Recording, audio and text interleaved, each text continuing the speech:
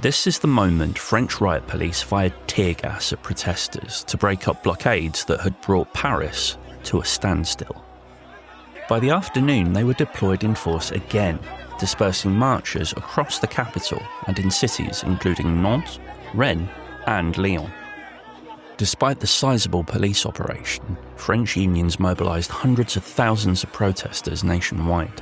In Paris alone, more than 50,000 took part in marches, with flares, banners and chants calling on the government to tax the rich and scrap austerity plans.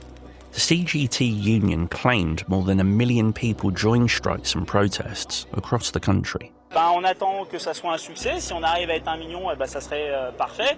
Et surtout, une fois que la mobilisation, on espère qu'il sera réussi, on espère qu'il y aura une date qui nous sera donnée pour continuer la mobilisation, parce qu'on a bien compris que ça ne suffira pas 2 jours, parce qu'on n'est pas à une journée, on a déjà eu le 10 septembre, là c'est la 2e journée de mobilisation. Blockades disrupted commuter traffic. Striking workers stormed briefly into the economics ministry, and schools, hospitals and public services reported walkouts. Transport strikes left the metro and regional rail lines badly affected, though high-speed services ran on a reduced schedule. The anger comes after President Macron's proposals to cut public spending to rein in France's deficit.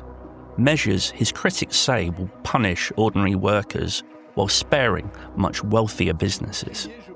For Macron, the challenge is political as well as economic. Successive governments have collapsed trying to push through similar savings. Many protesters also carried placards denouncing previous pension reforms that raised the retirement age, still a running source of tension. Successive governments have collapsed trying to push through similar savings. Dirigeants de droite comme de gauche, vous êtes coupables. Vous ne